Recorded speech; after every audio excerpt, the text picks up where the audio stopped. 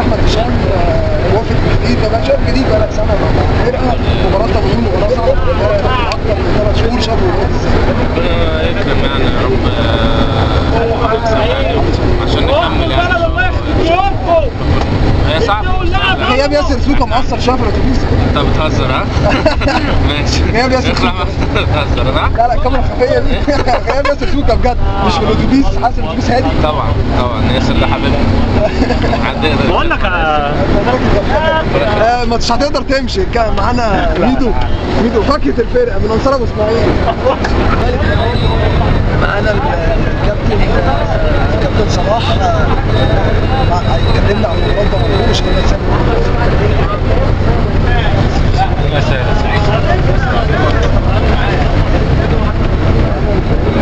دلوقتي طريق الكابتن شريف. كابتن شريف المباراه ده مباراه صعبه، انا شايف ربنا يكرمنا كده بس الاول، اكيد هتبقى مباراه صعبه. هتبقى مباراه صعبه علينا وعليهم، يعني هم لسه اول ماتش كانوا تيم مريحين، هم نفس الكلام كانوا تيم مريحين، كانوا عاملين يا كابتن اكيد الماتش هيبقى صعب. وبعدين هم كمان فرقتين قويين، المنظور ما هي قبل ما نقوم من الاول كده هي يعني واخده ثالث او رابع او ماشي كده، يعني الموضوع كله فلوت او نقطتين وحاجه جامده حاجه ان شاء الله نفرح. امين. دكتور اسامه عبد العزيز مباراه صعبه جدا. شايف الحمل هيبقى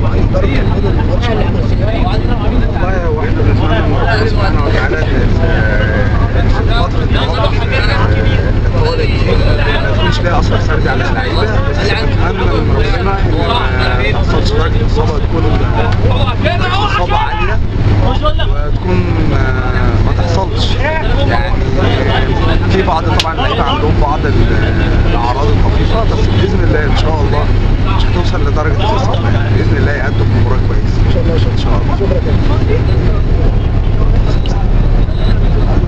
مباراه صعبه باذن الله كابتن اسامه ان شاء الله ربنا يكرمنا وهنكسبه.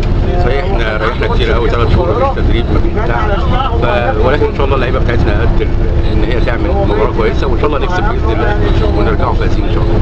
كابتن اشرف شاف المباراه ازاي؟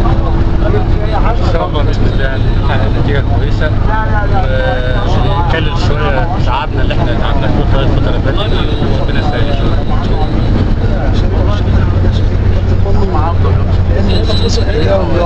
مشبين شوفوا المباراه ان شاء الله مباراه ازاي.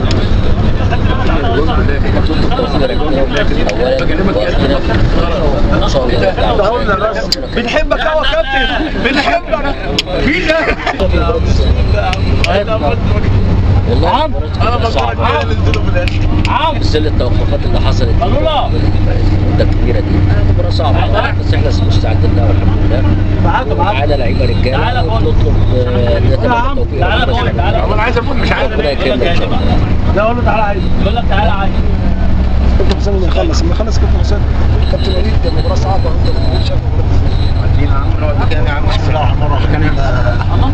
هي كل المباريات اللي لعبناها صعبه الموسم الاول، وفقنا وكنا ماشيين كويس في الدوري، كنا مش الاول الدوري الاولى وخلاص وصلنا كانت نكبه علينا كلنا، لكن التوقف 3 شهور اثر فينا كلنا، مش اثر علينا بس وعلى اللي هنلعبه وعلى كل الانديه. مباراه صعبه طبعا، الحمد لله رب العالمين اللعيبه كلها موجوده واللعيبه كلها خبرات. لا عايز جاهزين للماتش ان شاء الله. التوفيق مع ربنا نتمناه طبعا واكون سعيد بالفوز ان شاء الله. ولكن في حاجه حابب بس الولاد مظلومين بقالهم 3 شهور ومن 4 ايام بيجينا فاكس يقول لي هنلعب. بقالنا 3 شهور من 2 فبراير بنقول يا جماعه امتى الدوري، امتى الكاس، امتى الدوري. استمرنا وقفنا ومرنا وقفنا ما حدش عبرنا. من 4 ايام بالظبط تحت الدوري جالي فاكس بتاعت العب. عمليه صعبه شويه ان شاء الله نعدي ان شاء الله. وهنبدا نركز في اللي بعده، ولكن ان شاء الله بس الخطوه الاولانيه بتبقى صعبه دايما لازم فترات الراحه الطويله اللي احنا، لكن ان شاء الله رب العالمين ثقه في اللاعبين هم عملوا